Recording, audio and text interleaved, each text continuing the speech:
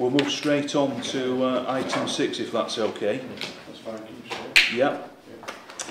Okay, so the next report, we've got our absolute resident expert, Vanessa Smith, here to go through where we are now currently in terms of all things cybercrime. Again, a recognition that this is another growing area for us, and in particular our own awareness and understanding of what the issues are, let alone what resourcing skills we need. And actually this is very much an area that has got a local footprint with a regional and national perspective, and there's a real opportunity here, I think, for the service to look at all things cybercrime and develop a greater national approach, which is very much part of the specialist capabilities work that I know that you're aware of, Commissioner. Welcome, Vanessa, to the Community Outcomes meeting. Thank you. Hand over to you to give us an update on the cybercrime unit and the work that you're undertaking. Thank you. Thank you. I'll just defer to my right, Mr. Riddle. Yeah. I'll give you the Commissioner Chief Constable, provide you with the overview of where we're at.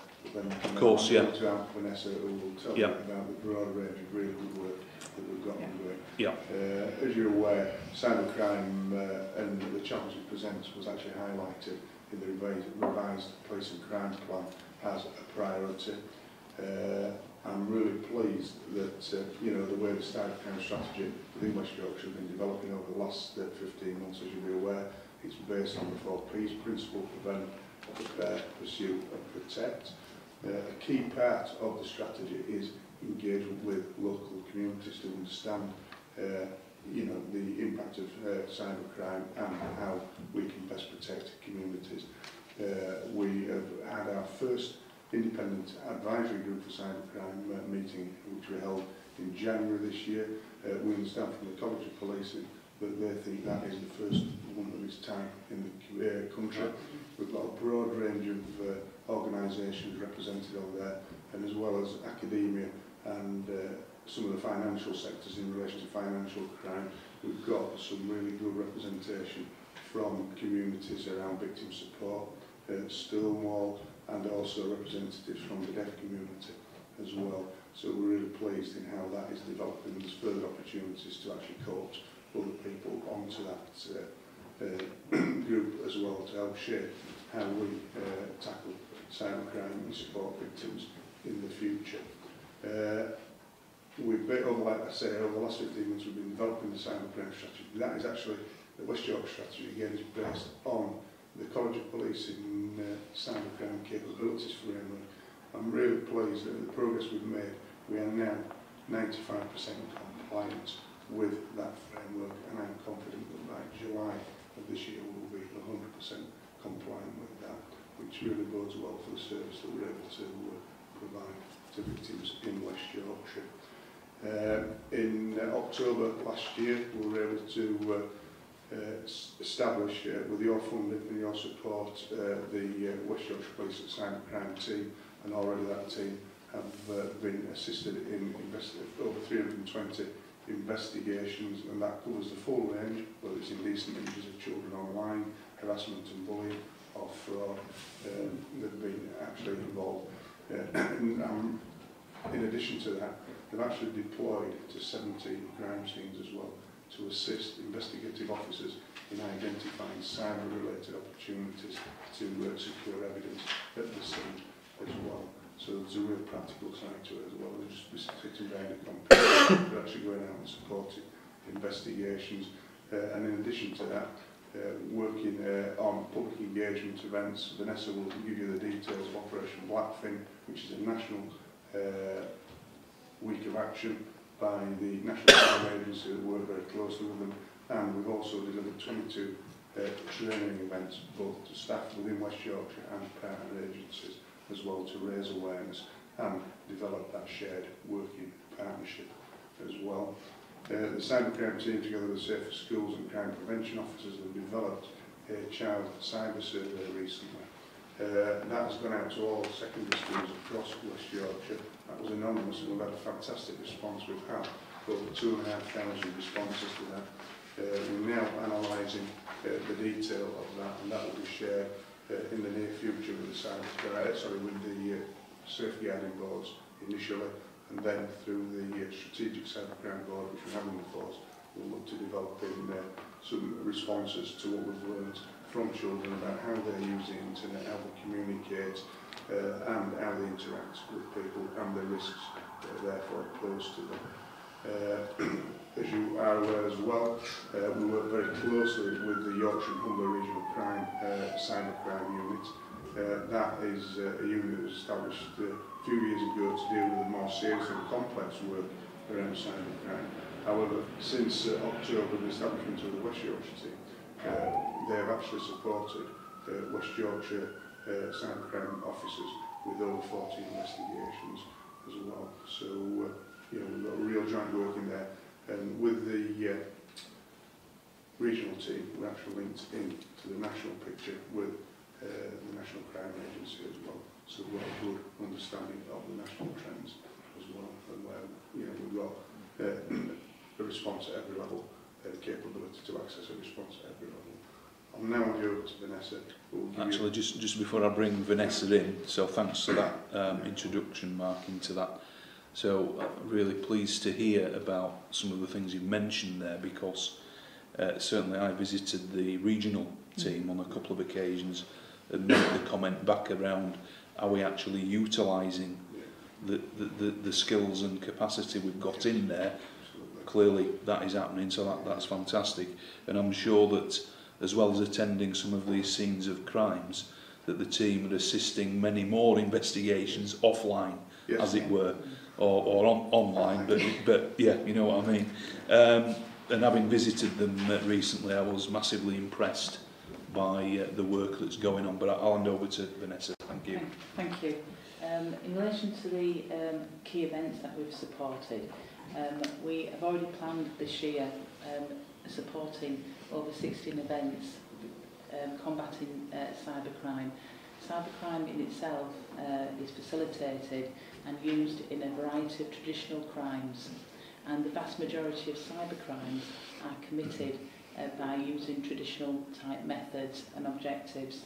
So we're quite keen to use get the message out there in terms of key crime prevention tips and advice, because over 90% reassuringly cyber crimes that are committed are preventable. So I've got a very close working relationship with our Force Crime Prevention Officer and our corporate communications as well.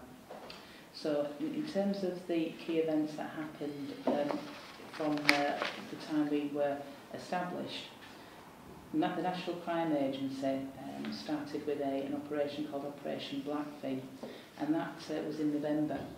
And that basically was a week of action where they wanted forces to galvanise themselves, to engage with communities and share best practice and simple advice which will enable you not to be a victim of cybercrime. So with our partners, with the National Crime Agency and the regional cybercrime teams and districts, we supported those events and deployed a cybercrime officer, a crime prevention officer to each district. We wanted to make sure that we chose each location wisely so we could engage face-to-face with members of the public. So we had created pop-up shops. For example, in Bradford we deployed twice, but one in particular with a new Broadway shopping centre, so we could get that foot traffic through and engage. With Leeds, we attended White Rose Shopping Centre, and in Huddersfield it was Kingsgate. So you get the impression we wanted to make sure that we were available and able to talk to the public. And the information that we got back from the public was really very informative, and it also helps ourselves and to actually look at the approach and ensure that our approach and engagement with members of the public is on track and it's relevant. The type of advice just ranged from simple password protection to updating your antivirus software. Also that week and in preceding weeks and up until now, we've engaged with the media to make sure that we have a multifaceted approach to cybercrime, not just for detection but also to promote the work that we do and also get those key messages out. So that I personally took part in live web chats with our crime prevention officer, and I've got others planned, actually 4 events just planned in April this year. So the message that we want to give and we continually give is engagement with the communities, because we know that cyber is ever evolving, the cyber criminal does change tact, and we need to be able to be responsive, engage with communities, especially the most vulnerable. In around Christmas time, we had numerous campaigns, again setting out key messages, not just to the parents but also to the children as well. I've included them in the report so that there's links online to those crime prevention messages for anyone who would like to see that. I've also created a number of YouTube videos which I'm pleased to say have had a number of hits and has been supported. And again, it's just a way of West Yorkshire Police not just relying on traditional face-to-face visits, but actually ensuring that we engage with all sectors of the community and all methods and different platforms. On the 5th of February, it's an event that we do like to support, and that is the Safer Schools Officers event that was arranged around Force. At that key event, there was a number of, the topic was cyber and how we can prevent it, and also how we can ensure that the Safer Schools Officers who are obviously managing certain issues, ever increasing issues with the children and with teachers, are empowered and educated and have the latest information that help them respond, and above all allow that the child does not become a repeat victim or a victim in the first place of online abuse, etc. So that event went very well.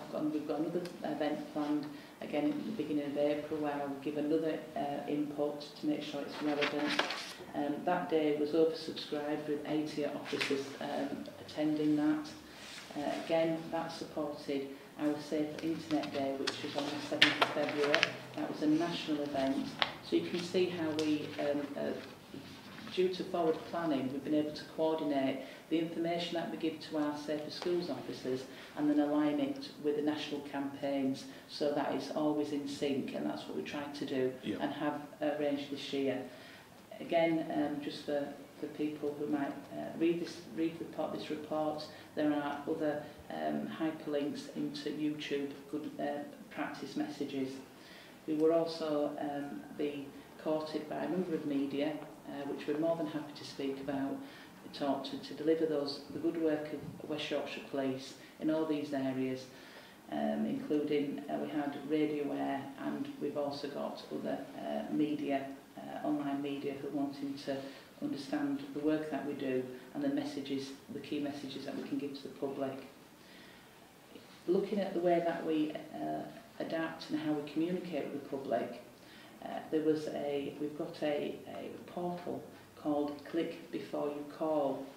Now that was started up on the 18th of October last year, and that is available on West Yorkshire Police external website, and it allows the member of the public to click onto that portal and then from there look at various little apps showing a particular crime type, one of which is social media and cybercrime. Click onto that and then it gives the parent or child other links and advice on how not to be a victim of cybercrime, but also how to report online abuse as well, either to the police or to the app user. So that in itself has led to over 26,000 hits and views, and considering it only started on the 18th of October, we are quite pleased with that, because it's another way that we look to engage. I've talked already how we are planned for this year. We've got Road Trader Week, which is on the 11th of April, but traditionally we may have just looked at doorstep crime and given those type of messages. We're transforming that campaign into the cyber world because £2.7 billion was spent last year in the UK on online purchases.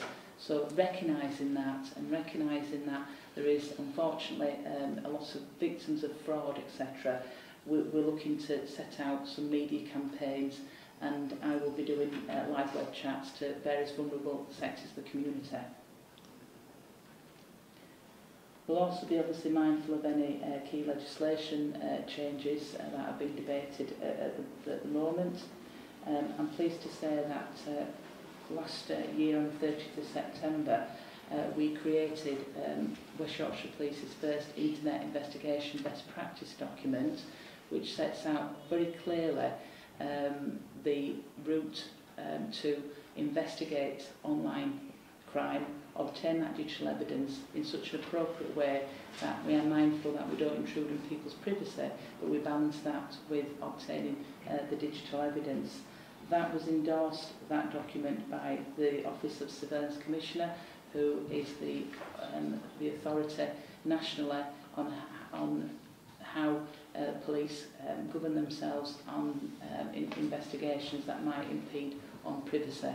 So that gives us the baseline document to go forward, and it also informs our investigations. So just on that then, Vanessa, would you say that we're actually ahead of where the College of Policing are on this at the moment?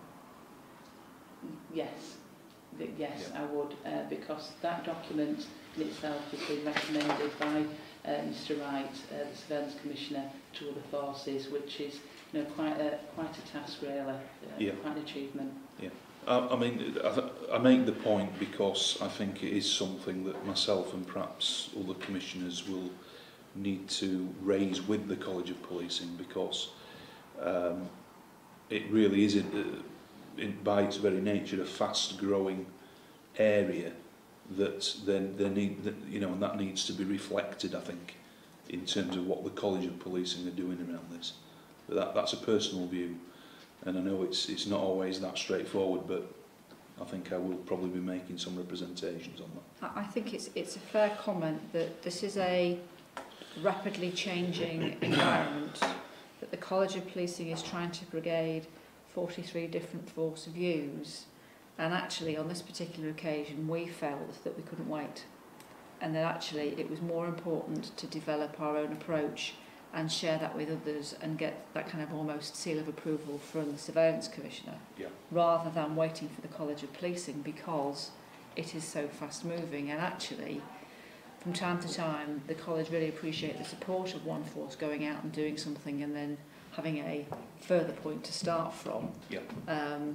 But we did it in a way that's been quite controlled, so that it wasn't, it wasn't as if we could be accused of Yeah. not thinking about the national approach and national policy.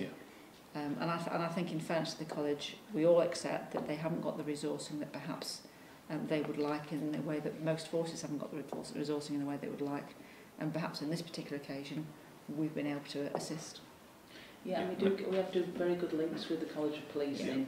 Yeah. They've come out for, I think they've provided 3 inputs now to our tactical and strategic cyber boards, and we've got some excellent links. Just as a nice segue to that, as you know, we won a substantial amount of money, £650,000 last year, from the Police Knowledge Fund bid. Yeah. That in itself was supported our bid by the College of Policing, and a big part of that is to identify the knowledge gaps in frontline policing to the investigator, right the way through to the Crown Prosecution Service.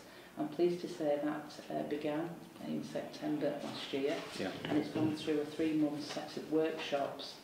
Now, the main theme from that already is training, and that staff are wanting training, and we're trying, obviously looking to deliver that to the staff. But that in itself is going to be fed into the College of Policing and to the Home Office periodically over that time, because we don't want, because of the nature of cyber, we don't want to leave it 18 months before we do a report, No. because then what we've learned is Yeah. obviously defunct. Be out of date, So yeah. what I'm keen to do, and we're in a very privileged position, probably because we've put ourselves there in the first place by winning the bid, is that when issues are raised in these workshops as they are, we can address them through our tactical and strategic boards so that we can react dynamically to it. And obviously we'll share that with the College of Policing and the Home Office. Yeah. And one of my issues that I've raised with the College of Policing, and they've been very responsive, is that the age-old problem, we can't train the trainer quick enough before the course is out of date, and that's what it seeks to address. So there's a lot of good work and a lot of cooperation being happening between ourselves and the college. Yeah, no, thanks for that. Yeah. To echo that, then we have really got a positive relationship with the College of Policing. Yeah. So much so that we've agreed to actually come in and quality assure the evidence we're using to actually confirm that we have met the capabilities of the capability framework. So we're not just relying upon what we believe. Yeah. They're going to come in and quality assure that. Okay, well, I'll probably have a conversation with you then, Dee, regarding what type of representation we want to make to them. But yeah, but I applaud the approach that you've taken anyway. Yeah, yeah. I suppose just how what you didn't say at the beginning was the complexity and the depth and the breadth. I think we all in this room understand it, but it's often lost that whether it's cyber-enabled crime or cyber-dependent crime, in that term we're talking from bullying to harassment, to hate crime, to sexual offences, to indecent images, to homicide, to organised crime, to firearms, to drugs, to terrorism. It's got the whole gambit in that, and we've got a whole facet of workforce development and workforce modernisation as we go through the next coming 5-10 years, as how we equip frontline officers to specialist officers. And as you know, Commissioner, it's huge in that sense. But it's really reassuring to see that we're ahead of the game. Yeah. And I mean, just to re-emphasise that the Police Knowledge Fund partnership bid is in partnership with Leeds Beckett University, one of our local universities, so that has been an added bonus to that work as well. Thanks very much, Mark and Vanessa, for that report. I've got a few questions to go through.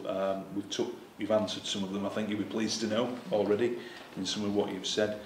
Just to say that I know that the youth advisory group that we have through this office, as you can imagine, their sphere of sort of interest tends to centre around cyber related things, and for us that are, you know, not young people anymore, there is a often a sort of gap, isn't there, between the type of IT knowledge and cyber skills as to what young people now literally are brought, you know, that it comes as second nature to them with regards to the sort of digital age that we live in. So I've recognised that in terms of some of the conversations that I've already had. And I know that David from this office sits on the cybercrime board, and you know, David reports back and updates all our social media and communication. So we do try and link in with you as much as we can. Regarding the some of the questions, you've said that, I think you pretty much answered it around the compliance rate. So you said we're 95% there, and basically two actions left to complete. One will be completed when we move to a different location with the teams in April, and then the second one will be when Vanessa's been on a particular course that's not available until July, but then we will be fully compliant. Right, excellent. And there's a reference to the child cyber survey within the report. When are you expecting the results of that to be available? Well, we've collated the results of the cyber survey, which is enlightening and very informative, and that will help us to look at our approach to intervention and crime prevention, engaging with children aged between the ages of 11 and 17. The Force Safeguarding Strategic Board on the 30th of March has been earmarked for delivery of that, and then from there we're hoping to get the support to then deliver that to the local safeguarding children boards, so that there's a greater awareness. We can obviously ensure that we've got multiple agencies there, Yeah. and they can reflect on their own policies. Yeah. Well, I think we'll be really interested to see the outcome of that as well. Absolutely. Yeah, thank you. You've already answered the point around the relationship with the regional cybercrime team, which is working really well, so I'm very pleased to hear that. Could you give a bit more background on the West Yorkshire Police cyber problem profile to be added, or sort of more of an explanation for a public audience? Yeah, a problem profile is, excuse the police terminology, is a research and analytical document which the dedicated West Yorkshire Police cyber analyst has developed over the last few weeks. All the reported crime reports have been reviewed, analysed and put into and interpreted into a format which helps us, ourselves to secure a greater understanding of established emerging crime types, cybercrime types. That then gives us the opportunities tactically to ensure that we can combat that and tackle that. So it means to identify emerging crime types and for us to look at our own ways of combating that crime type so that we can do that effectively. So it should feed into the strategic assessment, and yeah. It has, yeah. it has, very much so. And we've also utilised some of that information from the Child Cyber Survey as well. Yeah. And it sort of reflects that we're on the same track. Right, good, thank you. You touched on it, but I'll ask it. The engagement events that you've mentioned, were there any sort of common themes that emerged from those? That from the people that you spoke to? Yes, it was the parents really. The parents wanted to know, they were concerned about the child's use of the internet and perhaps their vulnerability on the internet. So we were able to give them good sound advice in respect of non-disclosure of too much information. It's just the common sense approaches that everyone knows about, but suddenly when it comes to cyber, people don't feel confident in sharing. So yes, those messages went out there, and we also referred them to leaflets, brochures and online safety tips as well. Others were about password changes, antivirus updates. They were just concerned about that. Right, thank you. And the Safer Schools officers that we have they noticed an increase in cyber-related incidents being reported to them as a result of engagement and the work that's been undertaken? Yes, although this is not definitively measured, I have spoken to quite a number of Safer Schools officers recently, and they've said yes, in their opinion, that there's more of the online, bullying, the type of issue that would be in a playground is now transformed onto the internet, and it has a wider audience and the same effect. Yeah. So yes. And because of the nature of their roles, do they receive different or enhanced training around cyber, as opposed to, someone that's in the neighbourhood policing? Well, I know a lot of these officers aren't often based with neighbourhood policing teams, but someone in a different role. Yeah, they're given, there's a lot of investment, and I can only speak, especially from my own experience, having delivered now 3 inputs and another one in April. They are given bespoke training on cyber issues. That we also have child exploitation online protection ambassadors as well within the Safer Schools. They also have the child exploitation online protection bespoke material, which provides fantastic advice to members of the public, parents and children about how not to be how to protect yourself online. So those key messages are going out there, and we also have they have a library of presentations they can give, which are all been approved as well. And we also do not stifle innovation either. So where we've got a Safer Schools officer who's got a really good idea and something that's worked or an issue, be very responsive to that, and that'll go on to that library for other people to use. And so that they are normally allocated to certain schools, aren't they, these officers? If there's a school that isn't or doesn't have currently a Safer Schools officer, but they requested some input from one of these officers around training, awareness, would we be able to look at that? And Yes, absolutely. Yes. yeah. Yeah. So I raise that because I think the sort of fragmentation of the education system, i.e. Different types of schools, academies, free schools. I know from experience, as I've been a governor for many years, that it can be difficult engaging with schools individually now, because the role of the local education authority isn't what it used to be, and it's just making the links individually with schools that often makes the difference. But using our online contacts, we're able to share that information, you know, using Twitter and other such platforms. I'd be very disappointed if a school approached the local neighbourhood policing lead and they didn't get the training that they requested. Yeah, right, good, thank you. You've answered the click before you call, 26,000 I think you said. Yes, 26,662 hits from 18th of October last year to the 29th of February. And do you think some of that is definitely transferring from the 101, where perhaps they might have gone to the 101 number, they're now clicking on that to, as a better way really of getting that type of information? I'd also like to think it's also the media and marketing that we've done as well. Yeah. It's been a lot of hard work being committed not just by the cyber team but Safer Schools, for the crime prevention officer and media and marketing, just to make sure that we've launched it. Yeah.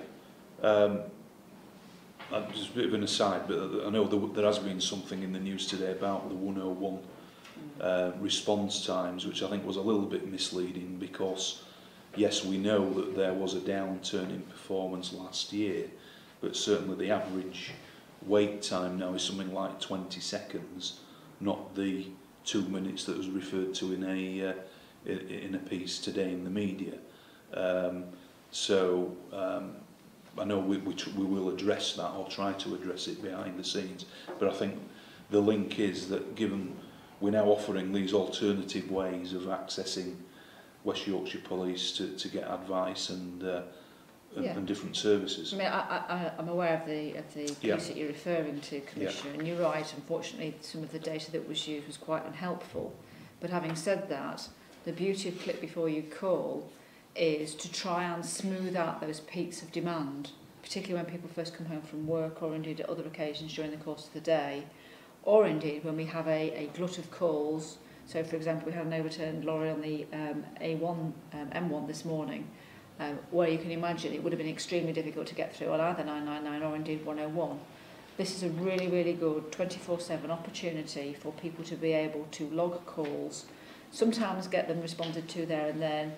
Other times people have to go away, do a little bit of research and then get back to the individual who's contacted us. But it's a great way of signposting people then to where more comprehensive information is. Yeah. So I do think that the way that that's being marketed, particularly through social media, has been very successful, and I think we will see more and more people accessing services through that particular mechanism. Yeah, absolutely. And finally, you'll be pleased to hear, could you give a little bit more background on the West Yorkshire Police cyber control strategy that's to be added again for a sort of public audience explanation? Yeah, the control strategy has identified emerging threats, threat, risk and harm towards West Yorkshire Police. It's a national approach to this type of for crime investigation, and what we'll do is look at identify what the threat is. We all know that cyber is a tier 1 threat nationally, and it's ranked alongside terrorism. So how do we, as a force, approach how to reduce crime and reoffending on cyber. So what we do is to look at ways that we can reduce that crime and reoffending and break it down into the 4 Ps, as we've just mentioned, the prevent, prepare, etc. strategies. So we've used our research from the Independent Advisory Group. We've used our research from the Child Cyber Survey and also the problem profile, and also we are continuing to listen. This is a dynamic document and we will be responsive to how we approach reducing offending and reducing people being a victim of crime. So that is in summary.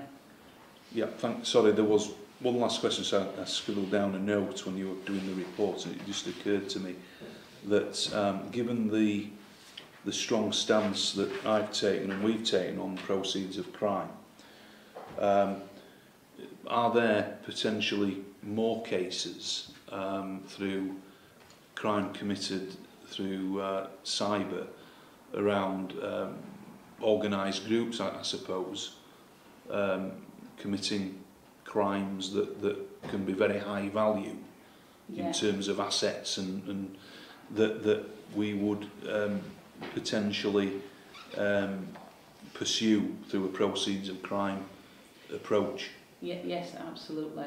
Because as we look at our approach to fraud reporting and how we investigate that with our colleagues in Action Fraud, then most certainly, as we know that a lot of fraud is now unfortunately easier to commit online, and so by virtue of that the criminal is there for us to perhaps seize those assets. We'll apply the same, and we do apply the same principles about proceeds of crime and seizure and forfeiture, and we'll follow the evidence and follow the money. Sometimes with the cyber-enabled crime, it becomes a little bit more problematic as to where it actually ends up and what it is at the end of the day. But yes, it's certainly something we're exploring in each of the pocket teams throughout the districts. Okay. Thank you. No more questions. Thanks very much for that report. Really interesting. In fact, all the reports have been today. So thank you very much for that.